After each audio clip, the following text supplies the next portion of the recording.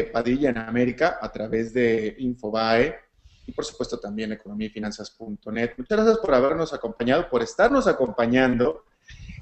Vamos enseguida a pasar con el reporte sobre lo que pasó sobre Wall Street, pero antes déjenme le adelanto que vamos a estar hablando acerca de este hecho en el que la compañía petrolera Repsol demanda a la gigante petrolera Chevron por el acuerdo que ésta llegó con la Argentina YPF para explorar un campo allá en la Argentina. Por supuesto que todo esto tiene que estar relacionado con la nacionalización o expropiación que el gobierno de Argentina hizo sobre Repsol en tierra argentina. Pero bueno, vamos a hablar de eso un poco más adelante. Tenemos dos entrevistas muy interesantes sobre eso. Pero antes, vámonos con Daniel Stico, que tiene el reporte de bolsa de esta jornada. ¿Cómo estás, Daniel? Daniel es, por supuesto, el editor económico o de economía de Infobae.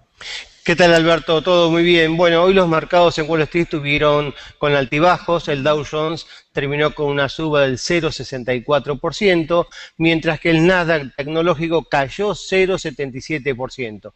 Hoy las variaciones de los mercados estuvieron claramente influenciados por el comportamiento de las empresas y no hubo declaraciones políticas que afectaran los mercados, como te acordás que ocurría en las últimas jornadas con la famosa discusión sobre el ajuste fiscal que se avecina en los Estados Unidos.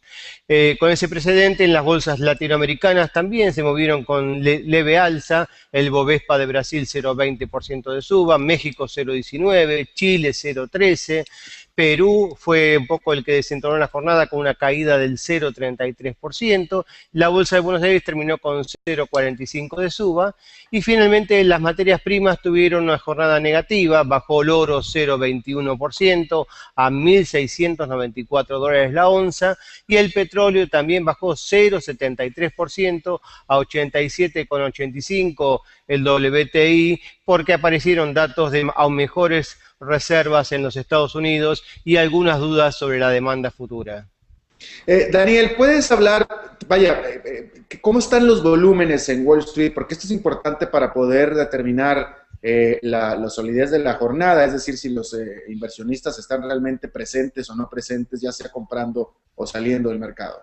Mira, en rigor los mercados se mantienen, los volúmenes están a cierta volatilidad y dependen las variaciones de las empresas. Hoy tuvo mucho movimiento el papel de Caterpillar en el indicador industrial, y también se movieron bastante los papeles de Apple, porque ahí aparecieron indicadores que estaría perdiendo algunos puntos de mercado, pero realmente por ahora lo relevante pasa todo por el año fiscal, y creo que, como bien decís, hay que prestar atención a los volúmenes, porque no es lo mismo que el mercado suba o baja con mucho o poco volumen, ¿no? Mi querido Daniel Stico, editor economía de Infobae, muchísimas gracias por tu reporte. Hasta mañana, un abrazo. Gracias, un abrazo. Bueno, a ver, para poner en perspectiva, esto es algo que los argentinos y los españoles se lo conocen muy bien, pero el resto de América Latina a lo mejor no tanto. Y nada más para poner el contexto, que fue el tema que vamos a estar hablando ahora. Usted recordará que hace tan solo un par de meses, unas cuantas semanas nada más, el gobierno de Argentina expropió las operaciones de Repsol en Argentina para dárselas a la compañía nacional que es YPF. Por supuesto que esto causó un revuelo, pero ya quedó y ya está hecho. A partir de entonces, bastante rápidamente, la petrolera gigante Chevron llegó a un acuerdo con la Argentina YPF para explorar un yacimiento en teoría bastante importante ahí en Argentina. La nueva YPF ya sin Repsol. La Repsol, que en teoría ya no tenía nada que ver porque ya la habían sacado a Argentina, se inconforma, entonces va contra la Chevron y la demanda en Nueva York contra contra este acuerdo que hizo la Chevron con la YPF. Y ahí es donde estamos en este momento. Lo último es justamente eso, que la Repsol demanda ahora a la Chevron por entrar en acuerdo con la YPF. Vamos a tener a dos invitados. El primero que está con nosotros es Gerardo Rabinovich. Él es el presidente o el director del Instituto Argentino de Energía y por supuesto que es experto en el tema energético. Gerardo, muchas gracias por estar con nosotros. Hola, ¿qué tal? ¿Cómo están? Bien, afortunadamente. Yo creo que la primera pregunta es, yo a la distancia habría pensado que, es decir, ¿cuál es el caso que tiene Repsol contra Chevron? Porque yo hubiera pensado que ya la expropiación ya se había dado, ya Argentina le había pagado, le había, no necesariamente puesto de acuerdo con Repsol, pero ya se había cerrado el caso. Entonces, lo que estoy tratando de determinar es qué caso tiene que perseguir aquí Repsol. Bueno, Repsol tiene un caso contra YPF por la ley de abril de este año y la expropiación de las acciones de Repsol. Tal es así que ayer presentó su denuncia ante el tribunal del CIAD y Repsol contra YPF. Ahora bien, una de los argumentos de Repsol, más allá de lo que la Argentina diga respecto de su autoabastecimiento energético, etcétera, es que la causa de la expropiación está en un yacimiento de shale gas y probablemente líquidos también, que fue descubierto por Repsol y que es muy rico, que es el yacimiento de Vaca Muerta, y en en este conflicto, Chevron firma una especie de acuerdo de entendimiento con YPF justamente para trabajar sobre esa formación de shale. Entonces Repsol, que había alertado previamente a todas las empresas que aquella que tuviera algún acuerdo con YPF y que el problema, digamos, entre YPF y Repsol no estuviera resuelto, iba a tener un problema con Repsol porque la iba a demandar en justicia. Bueno, y esto es lo que ha hecho Repsol, ¿no? Agrego a tu pregunta lo siguiente: la Argentina todavía no solo no pagó la expropiación de las acciones de Repsol en YPF, sino que tampoco las tasó.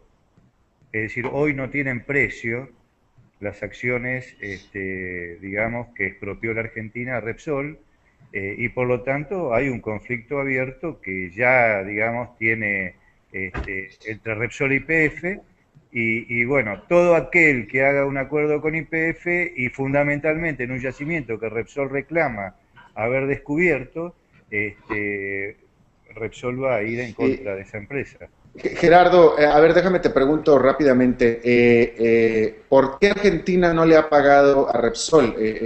Yo me recuerdo el caso de otro país que ha estado nacionalizando mucho empresas, que es Venezuela, que las ha estado analizando, pero Venezuela ha sido bastante prolijo en pagar y paga inmediatamente y paga relativamente bien. Me llama la atención que Argentina no lo haga. Bueno, lamentablemente no podría contestar a tu pregunta de por qué no lo ha hecho. Lamentablemente ¿Pero se ha pronunciado el gobierno al respecto? no se ha pronunciado al respecto, no ha cumplido con las normas que la ley de expropiación indican, que es tasar lo que se va a expropiar, ponerle un precio, y si el expropiado no está de acuerdo, negociarlo. Ni siquiera se han abierto negociaciones entre la Argentina o entre la nueva YPF y Repsol. Por lo tanto, lo que ha hecho Argentina es sancionar una ley, expropiar, tomar el control de la empresa, y hasta ahora no le ha dado respuesta a Repsol en las negociaciones, y tampoco sabemos el precio. Sabemos lo que pretende Repsol. Y Claro, no, pero es otra cosa. Bueno, déjame pasar ahora, se une a nosotros Jaime Brito de PFS Energy desde Washington, experto petrolero, buen amigo. ¿Cómo estás, Jaime? Nos escuchas, ¿verdad? Muy bien, Alberto, sí los escucho. Espero que me escuchen ustedes. Sí, sí te escuchamos. Jaime, a ver, yo sé que este caso, este asunto de Repsol contra Chevron y el asunto de Argentina, pues es tan solo uno de todo el planeta que tú sigues, pero yo te quiero preguntar, Repsol era socio de YPF en Argentina. En el caso de Chevron ahora con este acuerdo para explorar este yacimiento en Argentina, pregunto, yo quiero pensar que simplemente no es un acuerdo, es una contratación de servicios y YPF le paga de manera diaria, semanal, mensual a Chevron por sus servicios. ¿Tú conoces algo al respecto? ¿Crees que así sea también? Correcto, la pregunta es para mí, ¿verdad? Para Jaime. Sí, sí, para Jaime Brito. Sí. Sí, correcto. Lo que yo tengo entendido es que el anuncio de este acuerdo entre YPF y Chevron se firmó hace cosa de 2 meses tal vez. Sí. Y es lo que se llama en inglés un memorando de entendimiento, un memorando de intención, en donde se dice que las dos empresas están interesadas en unir fuerzas y explorar este yacimiento. Aquí el pequeño gran problema es que cuando una empresa como YPF está en medio de un problema legal y está disputándose cuál es el valor de activos con Repsol, pues está interesante que hayan decidido seguir adelante y firmar acuerdos con otra empresa, independientemente de que sea Chevron o alguien más, y que hayan pasado de largo la advertencia de Repsol desde mayo. Pero fíjate, a mí no me llama la atención que lo haya hecho YPF, el que me llama la atención es que se haya metido Chevron. Pues sí. Por eso yo en realidad preguntaba si acaso Chevron nada más hizo un acuerdo de contratación de servicio en el sentido de que, bueno, yo tengo un trabajo, me pagas y se acabó, y no algo más profundo, porque precisamente sabiendo que estaba la otra, la Repsol, pues inconforme y amenazando, de hecho Repsol amenazó con demandar. Correcto. Bueno, aquí en este sentido, lo que yo opino es que la intención de Repsol es intentar bloquear cualquier actividad que le ayude de alguna forma al gobierno de Argentina, indirectamente a YPF, el continuar con actividades de exploración o que faciliten el procesamiento o producción de petróleo, hasta que no se aclare todo este asunto del valor de los activos, ¿no? Claro. Gerardo Rabinovich, ¿tú conoces algo más acerca de la naturaleza del acuerdo entre YPF y Chevron?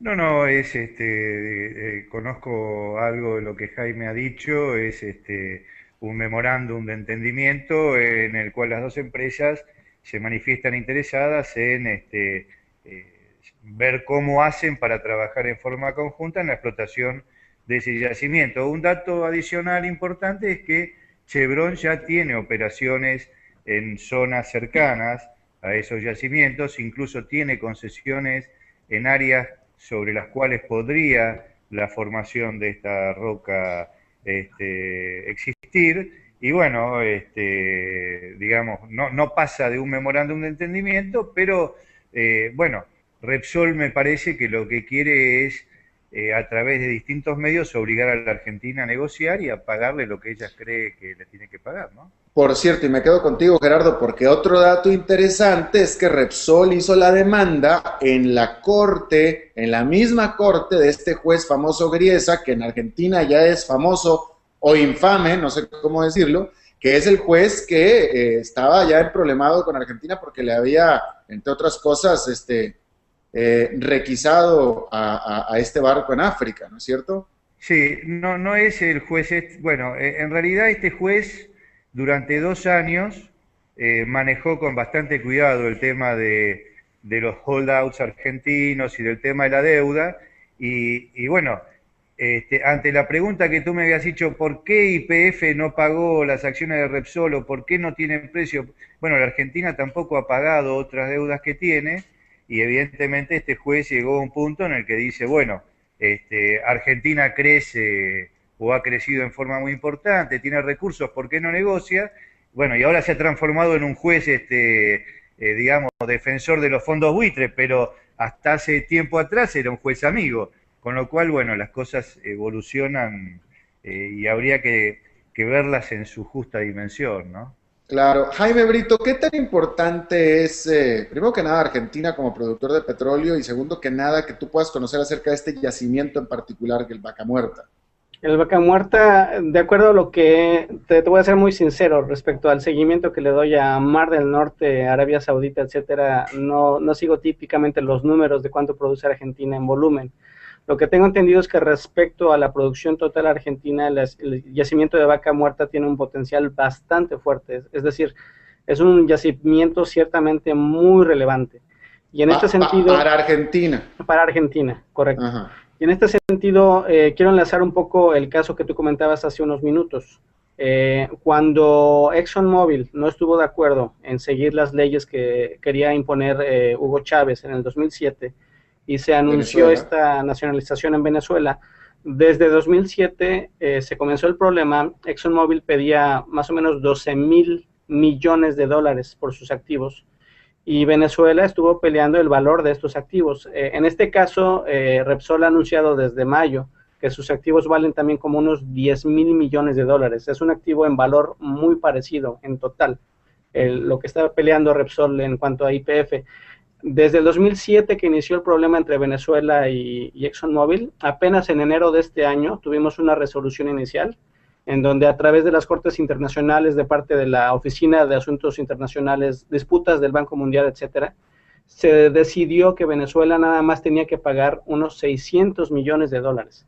Y de esos 600 millones de dólares, en los siguientes 60 días del anuncio, Venezuela nada más estaba obligado a pagar 250 millones de dólares. De 12,000 que reclamaba Exxon. Correcto. Entonces, nada más como resumen, de los 12,000 originales, fue una victoria, entre comillas, para Venezuela y tardó más o menos unos 5 años, que nos daría una referencia de cómo podría ser esto tanto para Repsol como para para Argentina. Ahora, obviamente como se dice en América Latina, el que no chilla no, el que no chilla no mama. Pues yo entiendo que Exxon pueda pedir mucho más de lo que valen sus activos, pues para poder obtener lo más posible. Pero la pregunta es, si tú conocías el caso de Venezuela, ¿era feasible que Exxon en realidad hubiera invertido y tenía activos por 12,000 millones de dólares en Venezuela? Porque 12,000 millones de dólares es un mundo.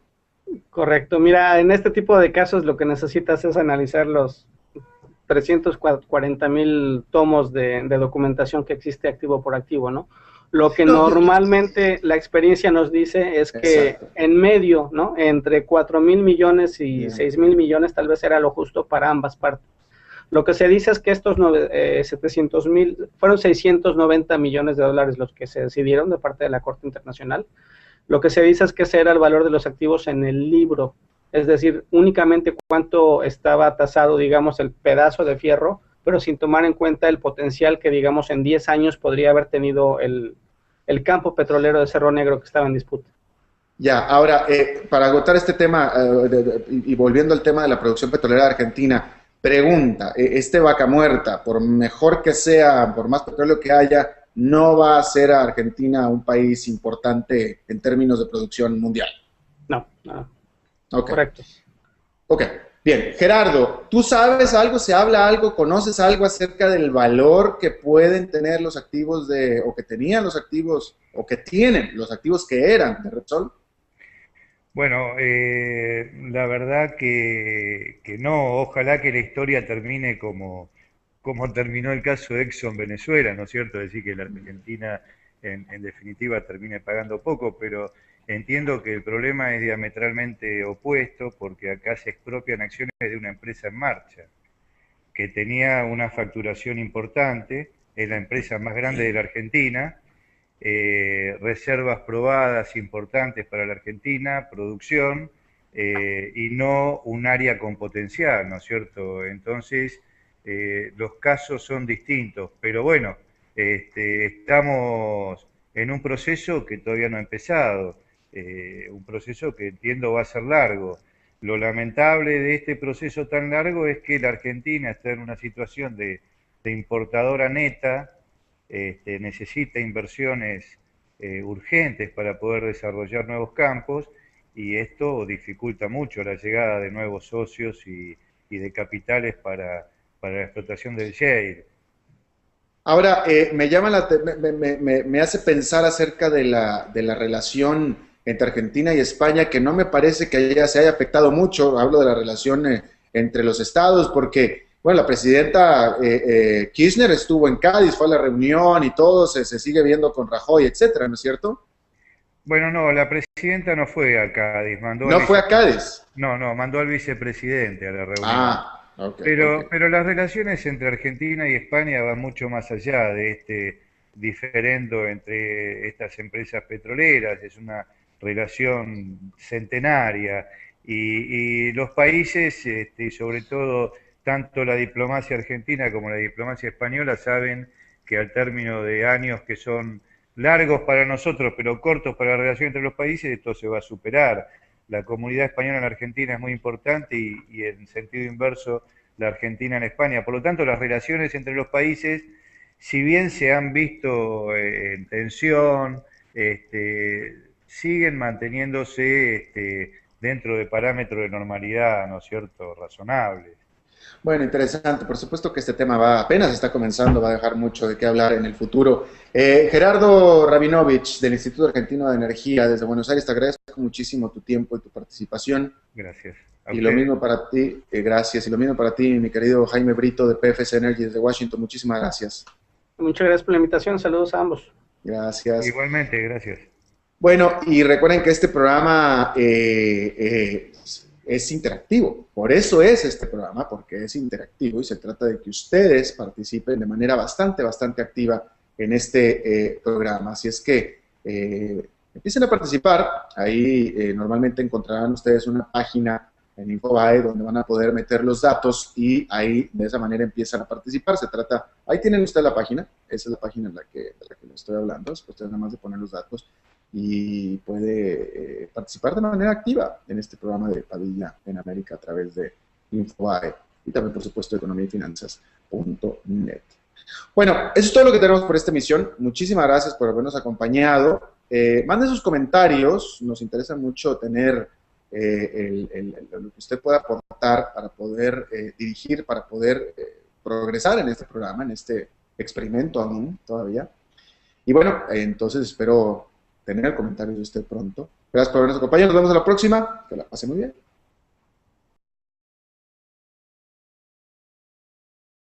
Padilla en América a través de Infobae y por supuesto también economiafinanzas.net. Muchas gracias por habernos acompañado, por estarnos acompañando. Vamos enseguida a pasar con el reporte sobre lo que pasó sobre Wall Street, pero antes déjenme le adelanto que vamos a estar hablando acerca de este hecho en el que la compañía petrolera Repsol demanda a la gigante petrolera. Últimas jornadas con la famosa discusión sobre el ajuste fiscal que se avecina en los Estados Unidos.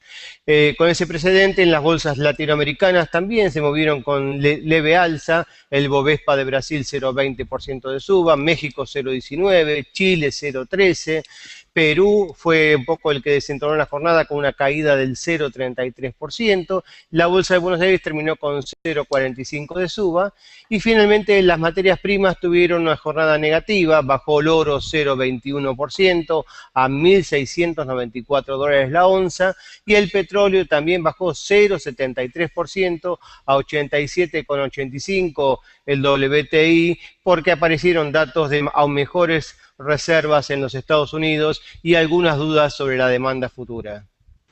Daniel, ¿puedes hablar, cómo están los volúmenes en Wall Street? Porque esto es importante para poder determinar la solidez de la jornada. Era Chevron, por el acuerdo que esta llegó con la Argentina YPF para explorar un campo allá en la Argentina. Por supuesto que todo esto tiene que estar relacionado con la nacionalización o expropiación que el gobierno de Argentina hizo sobre Repsol en tierra argentina. Pero bueno, vamos a hablar de eso un poco más adelante. Tenemos dos entrevistas muy interesantes sobre eso. Pero antes, vámonos con Daniel Stico, que tiene el reporte de bolsa de esta jornada. ¿Cómo estás, Daniel? Daniel es, por supuesto, el editor económico o de economía de Infobae. ¿Qué tal, Alberto? Todo muy bien. Bueno, hoy los mercados en Wall Street estuvieron con altibajos. El Dow Jones terminó con una suba del 0,64%, mientras que el Nasdaq tecnológico cayó 0,77%. Hoy las variaciones de los mercados estuvieron claramente influenciados por el comportamiento de las empresas y no hubo declaraciones políticas que afectaran los mercados, como te acordás que ocurría en las últimas